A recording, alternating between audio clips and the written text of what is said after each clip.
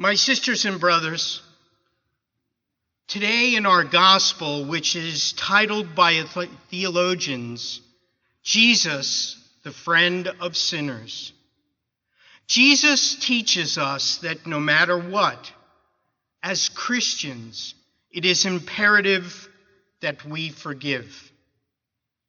Not just selectively, but generally. I would like to read to you a story of ultimate forgiveness. And I would like for you to place yourself into the story as the mother I'm going to tell you about. This story comes from a wonderful website called the Forgiveness Project. On December 14th of 2012, Scarlett Lewis's 6-year-old son Jesse was killed when gunman Adam Lanza walked into Sandy Hook Elementary School in Newtown, Connecticut, and shot dead 20 children and 6 staff before turning the gun on himself.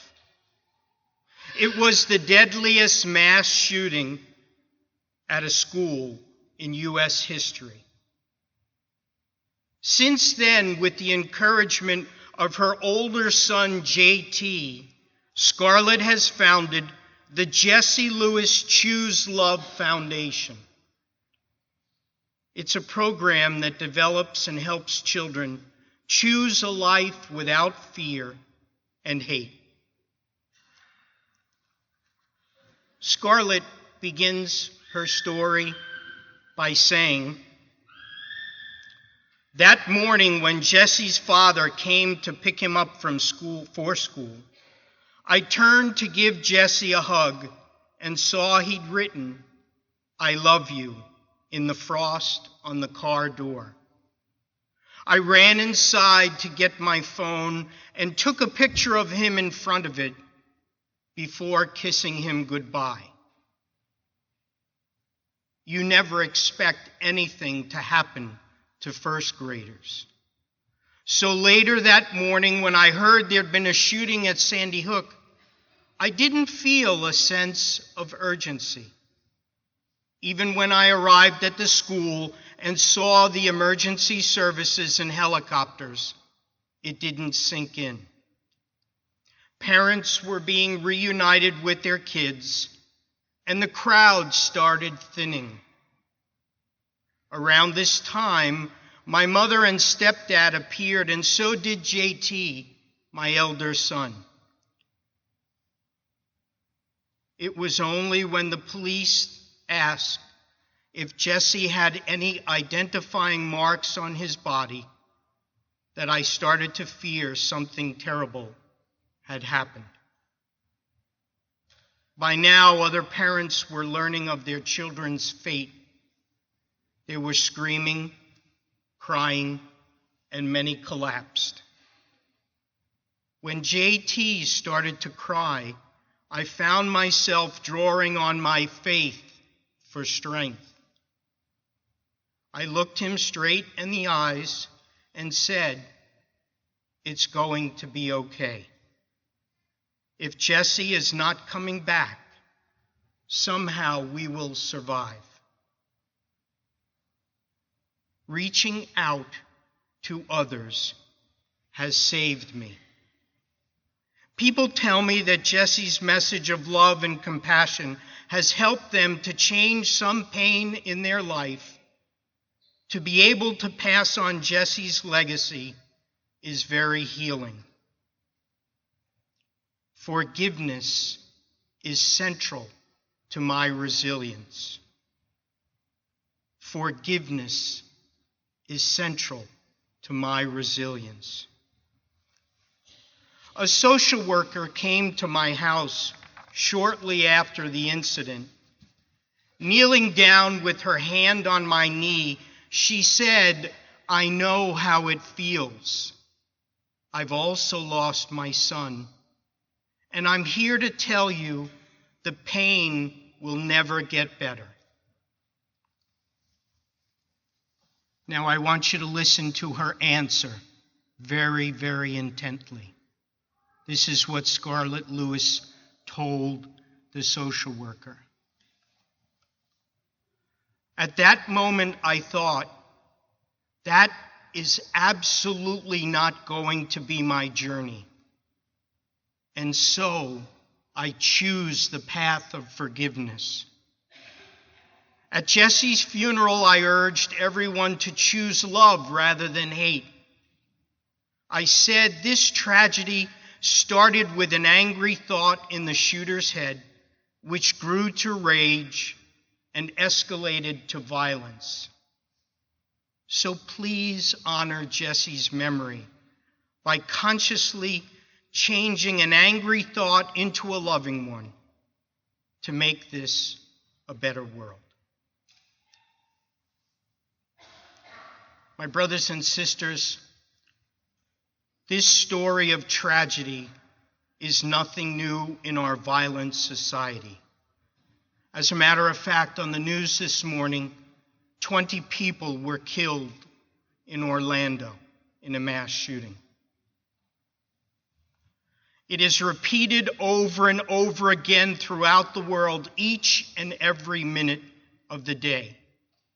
It is a story which has occurred since the beginning of time, the root of which is evil and sin. My friends, our Jesus came to conquer both and has indeed done what he set out to do. He is forgiveness incarnate. He is love embodied. He is compassion personified. He is mercy alive and living in our hearts. What is new, relatively speaking, however, is the power of Jesus to forgive as experienced in and through Scarlett Lewis, Jesse's mom. For many, myself included, forgiveness is no easy matter. Many of us who have been hurt find forgiveness to be the most difficult thing in the world to do. Yet, we must forgive.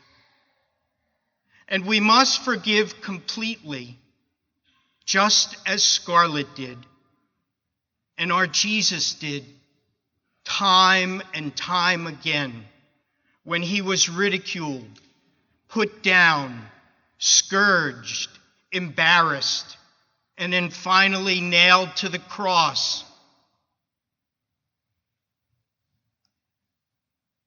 We must allow Jesus' final words to sear a mark in our hearts. Forgive them, Father, for they know not what they do. In these 10 words of a dying Jesus, we are reminded that no matter the circumstance, forgiveness must always come first. All throughout the gospel, we see Jesus preach on forgiveness. Think for a moment about the woman who rubbed the feet of Jesus with the precious oil. There is no doubt that this woman, because of her sins, was an outcast in the community. Yet in this solitary act, as she prostrated herself at the feet of Jesus, she weeps, dries her tears from his feet with her hair, and anoints his feet. Talk about incredible humility. Scarlett Lewis gets it. Forgiveness fills the void in our heart with love. Pope Francis gets it. Here is what he says. What is the joy of God? It is to forgive. Forgiveness is the whole gospel. It is all of Christianity. Forgiveness is not a sentiment. It is not feeling good. On the contrary, mercy is the true force that can save man and the world from the cancer that is sin, bad morality, and bad spirituality. And then he concludes, only love fills up the emptiness, the negative chasm that evil opens in hearts and in history. The humble woman in our gospel today got it. My dear friends, let us challenge ourselves to forgive each and every time when we have suffered hurt. And let us always remember that it is important for us to forgive ourselves. And I ask you to consider these words this week that Scarlett Lewis spoke at her son's funeral, the root of which is forgiveness. Scarlett said this, so please honor Jesse's memory by consciously changing an angry thought into a loving one to make this a better world. My brothers and sisters, who will we forgive today? Who will we forgive tomorrow? Who will we forgive the next day?